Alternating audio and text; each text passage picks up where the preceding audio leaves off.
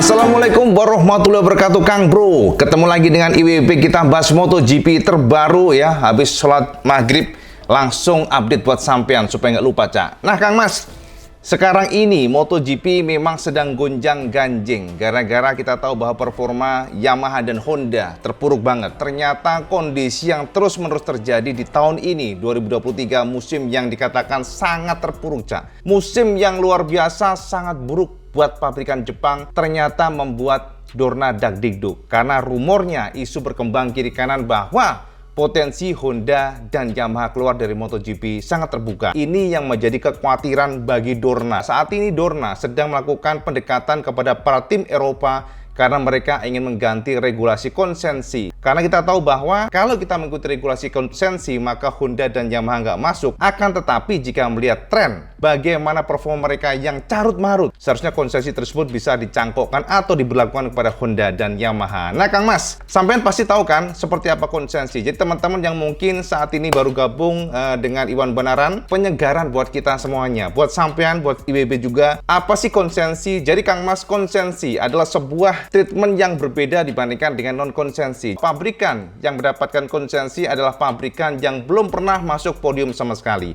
Jadi ini menjadi catatan Dorna, dan saat ini pun seandainya Yamaha dan Honda masuk konsensi, mereka tidak masuk kualifikasi karena sempat masuk podium. Yamaha termasuk juga Honda sempat juara, walaupun hanya sekali. Masalahnya adalah mereka menang sekali ya, melejit, setelah itu anjlok, bleng, habis. Saat ini menjadi perhatian Dorna karena mereka sangat khawatir kondisi saat ini. Bahkan Dorna sendiri ya, Espelata mengatakan bahwa kita ingin bantu Honda dan Yamaha. Mereka ingin melakukan diskusi dengan para pabrikan Eropa karena harus ada approval, harus ada persetujuan dari pabrikan Eropa, dari Ducati, KTM, dan juga Aprilia. Soalnya jika regulasi ini diberlakukan atau dirubah, maka Yamaha Honda akan masuk konsensi. Soalnya mereka sempat masuk podium tadi, Cak. Akan tetapi regulasi nanti maka akan menghapus mengenai embel-embel bisa masuk podium sekali maka konsensi gugur atau nggak masuk konsensi. Namun pada regulasi nanti akan diberlakukan supaya bagaimana pabrikan Jepang bisa masuk konsensi. Itu intinya. Kita memang berpikir, Cak, sempat IWB kemarin posting sampai membuka community YouTube IWB. IWB kan sempat mencolek ya.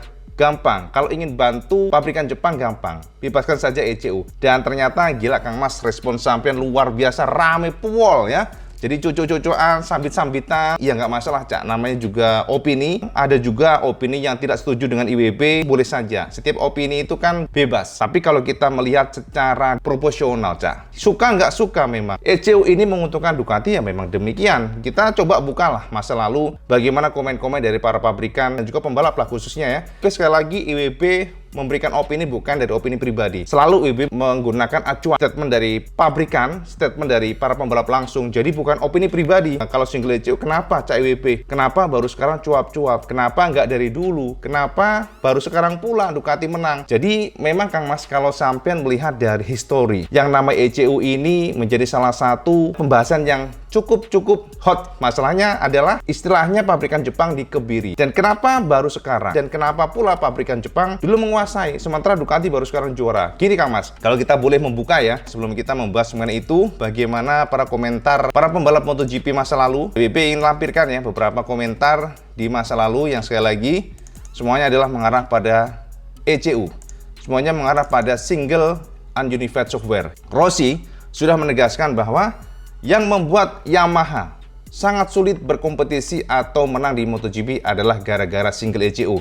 Saya melihat di sini ya, ini adalah konfirmasi dari Valentino Rossi. Menurut Valentino Rossi, bukan ban yang membuat Yamaha suffering. Bukan sesuatu yang berbeda membuat Yamaha suffering. Tapi setelah MotoGP memberlakukan single ECU, itu yang menjadi masalah Yamaha. Dan kalau sampean berargumen, lah ternyata kemarin juga juara kok Fabio. Yes, betul Cak. Tapi Fabio juara itu pun dengan kondisi yang over 100%. Jadi dia selalu membalap on limit. Fabio memang luar biasa. Saat itu kemarin Fabio luar biasa. Fabio mampu menggunakan cornering speed-nya. Tapi banyak keluhan pula Cak, meliputi top speed. Banyaklah ya yang diungkapkan oleh Fabio sehingga Yamaha sampai menggait Marmorini untuk men-tune up engine-nya. Padahal bukan itu poinnya. Poinnya adalah satu, menurut Valentino Rossi, ECU lah yang menjadi atau mengebiri kekuatan daripada Yamaha. Berikut kata Valentino Rossi, kita lihat di sini ya, dari salah satu media luar yang cukup terkenal. Dan inilah kata Valentino, I think Yamaha was the bike that lost the most performance when the MotoGP went to unique Magneti Marelli ECU. Ini orang Italia yang ngomong Cak ya, Rossi sendiri, di tahun 2015 ya. With the Yamaha electronic, the M1 was very balanced and very good, and Yamaha engineer were able to work in a very good way with their electronic. Oke, gini aja langsung WB terjemahnya kira-kiranya. Jadi, menurut Valentino Rossi, dulu Yamaha sangat luar biasa ketika mereka tidak menggunakan Magneti Marelli.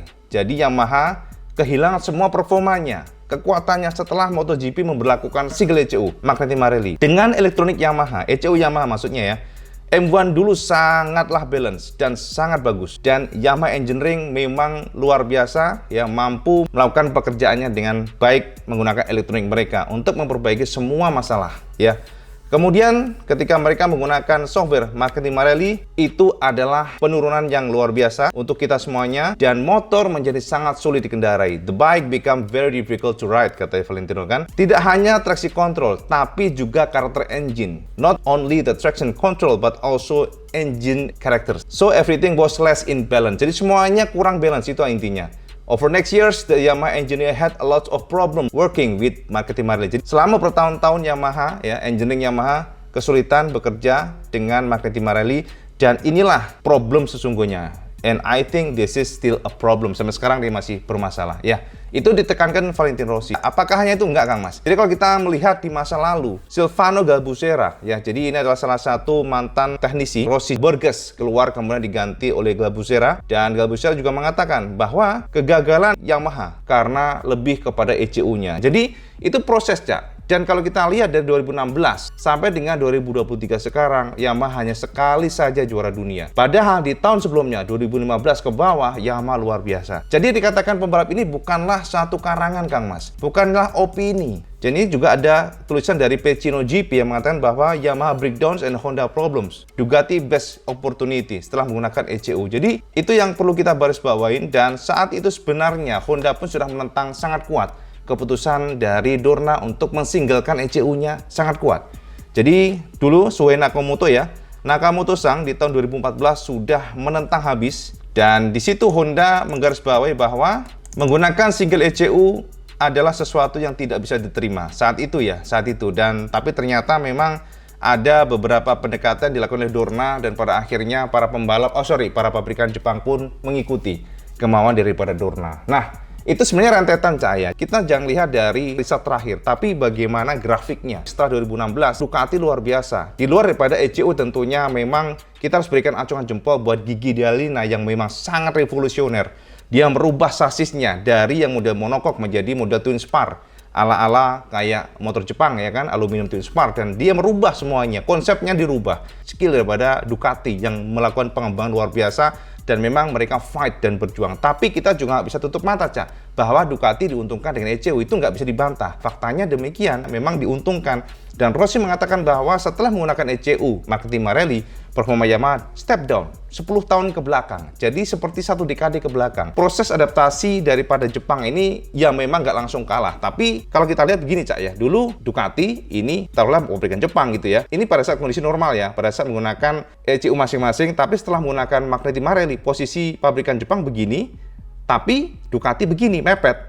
Namun belum mengalahkan. Nah, itu masalahnya. Masalahnya adalah ini proses. Ducati proses terus berkembang. Sementara kalau kita perhatikan pabrikan Jepang ini dengan segala kekakuan, IWP sudah tekankan sampean, segala kekakuan, birokrasinya kan kita sudah share ke sampean kemarin.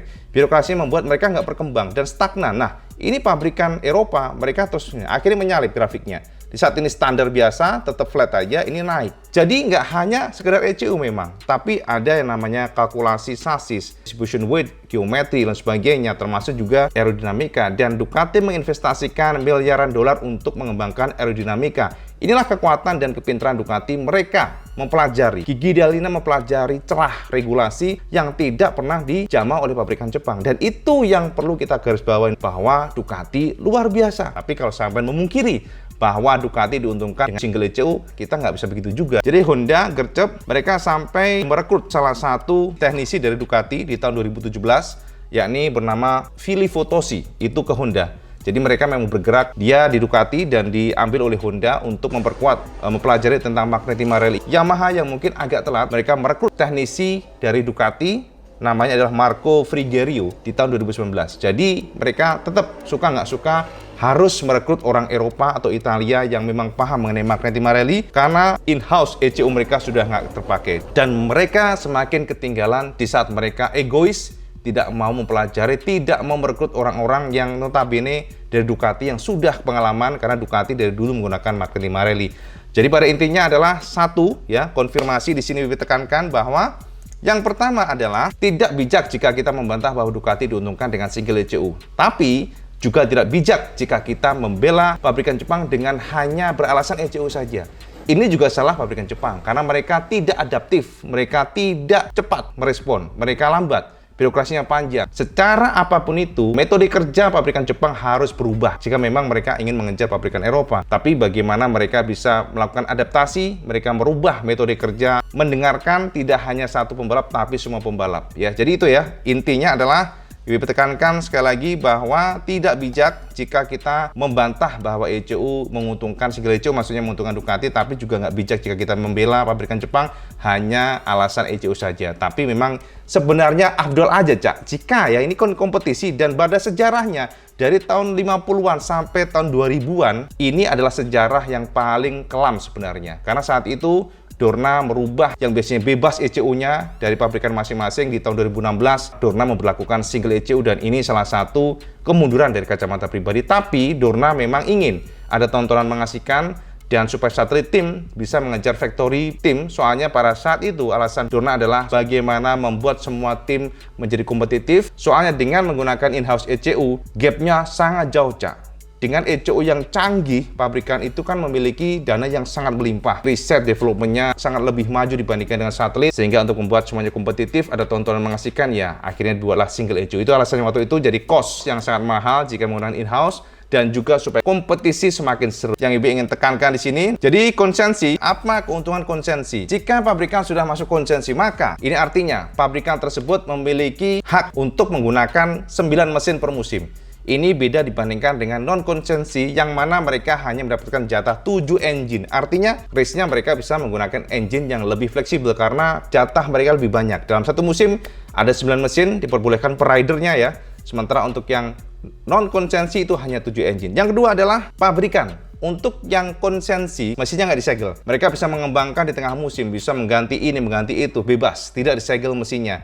Tapi jika non-konsensi, ya kayak macam sekarang ini, maka pabrikan harus melakukan freezing, homologasi engine freeze itu di awal musim, yang kemudian tidak boleh diotak-atik, harus disegel. Jadi kalau yang non konsensi, monggo mas, sampai bebas menggunakan mesin apa saja. Jadi nggak ada yang namanya peraturan tidak boleh otak-atik mesin. Itulah kelebihan dari konsensi. Nah, untuk pabrikan konsensi juga mendapatkan jatah 6 wildcard. Jadi 6 wildcard pun ini bisa berurutan, Cak. Sampai dari Asen, mungkin ke Silverstone, itu bisa menurunkan pembalap wildcard-nya. Jadi ini bisa berurutan, sementara pabrikan non-konsensi satu musim dia hanya memiliki jatah 3 wildcard. Jadi itu ya, 6 musuh 3, dan juga tidak boleh berurutan. Non-konsensi tidak boleh berurutan untuk menurunkan pembalapnya.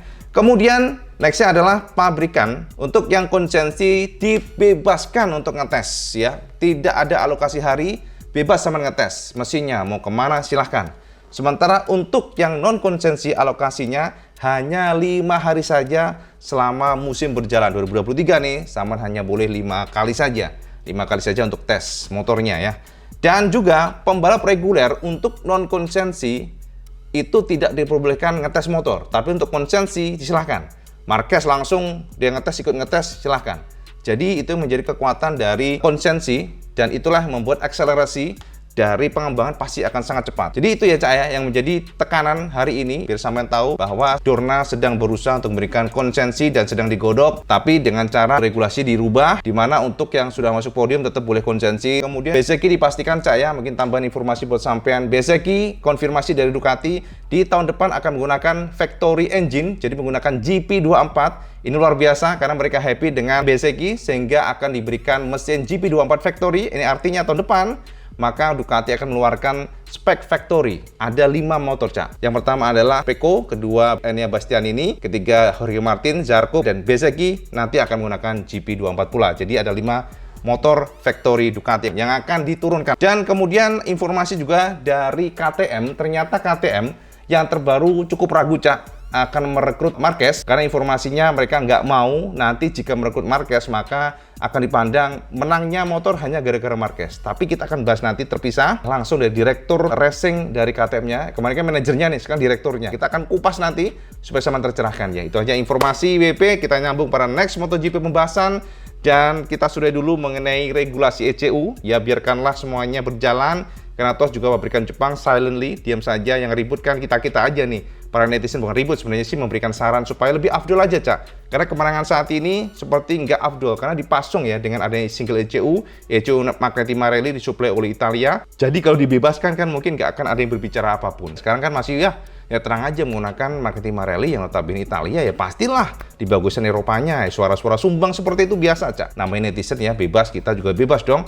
Namanya juga beropini, dan setiap orang punya opini. Pemerhati MotoGP pun punya opini, dan kalau sampai nanya pemerhati MotoGP di Indonesia juga banyak, dan mereka juga pasti punya opini sendiri. Itu opini WP, semoga mencerahkan sama semuanya. Dan kalau sama suka video sama like, share, dan subscribe. Ojo lali sama sholat 5 waktu, karena yang paling penting. Assalamualaikum warahmatullahi wabarakatuh. Selamat sekalian.